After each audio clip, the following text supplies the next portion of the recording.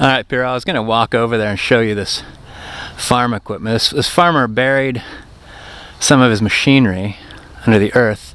A tree grew over it, and then the river changed course, cut deep into the bank, undercut that tree, and exposed that farm machinery.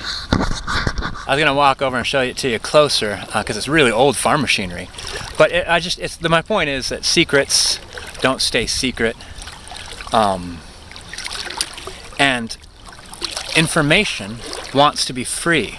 Information needs to be free. And I'm going to take this Earltopia style. Oh, my feet are just plunging through the earth here. In Earltopia, the idea that information wants to and needs to be free is relied upon for security as well as education. Earltopia is based on education and training. Everybody gets to learn whatever they want to learn. Thoroughly encouraged. If someone wants to be a lifelong student, thank goodness. But if someone wants to be a student and learn a few things and then get right into our community, either working in our shops, working in our construction, in our mining, harvesting, farming, or industry, or more of our political science and political management of our community. The earlier they get started, the more possible jobs they'll have before they get to the point where they just don't want to work anymore. They just want to hang out at the farm and work their rocking chair. But like say something that happens, say that, first of all, crime in Earltopia, I can't imagine it being avoided. But one thing that you'd know for sure is if you steal a horse in Earltopia and you try to escape and you make it 1,000 miles, there's going to be people in Earltopia that'll ride 2,000 miles to go get you and the horse and come back. If you know that as a community, and the community knows for certain that it'll always go as far as necessary to whatever is seen as justice at the time, it'll go as far as necessary to ensure justice is done. That horse is coming back. It doesn't matter if the effort outweighs the value of the horse, because it's not about that. It's about you don't take someone else's horse. So say someone commits a crime, it's believed that they had help to do it in the community. It's also believed that it would be really fast and effective to go through this person's, as criminals, phone records. Everybody would know that. Everyone would know that we're going to do that. Some people might say, wasn't that going to tip off the very people that we're looking for? Yeah, it probably will. They're probably going to know about it right away. They could probably really even anticipate that that's what we were going to do to begin with.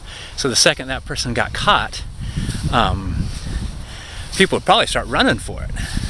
Because they know under no circumstances is any single one of them going to be ignored.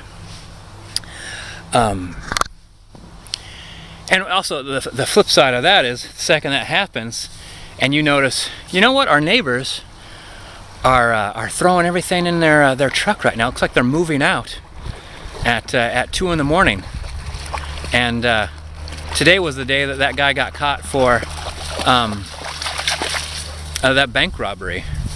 So I think I better call the sheriff. That's how that information being free, it would tip off. Look at these guys.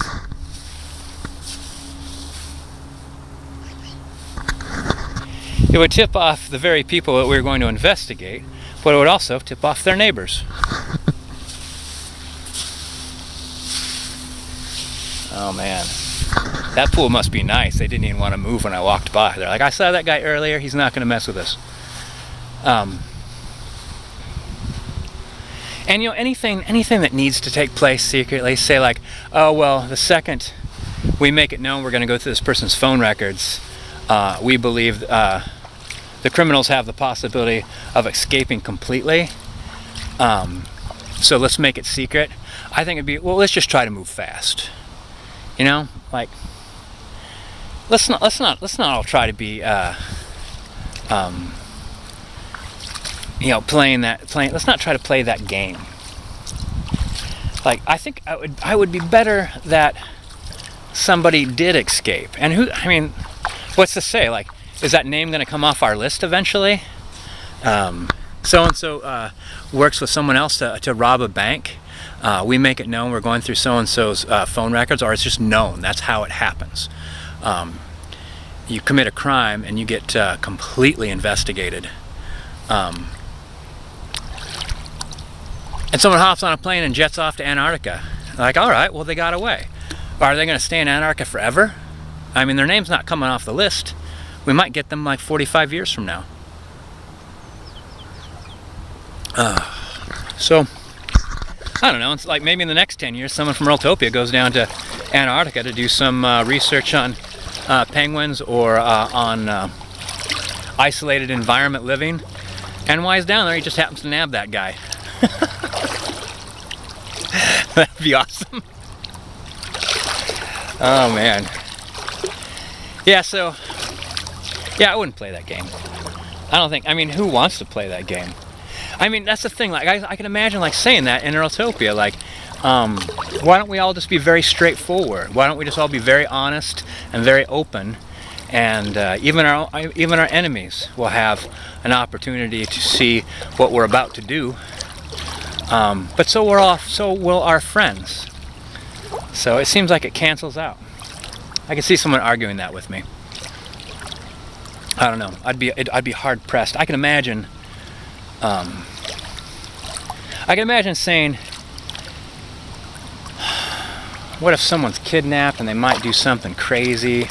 I still think it'd be so well known that you commit a crime in Earltopia, and nothing on this earth is going to stop our pursuit of what we believe at the time is justice.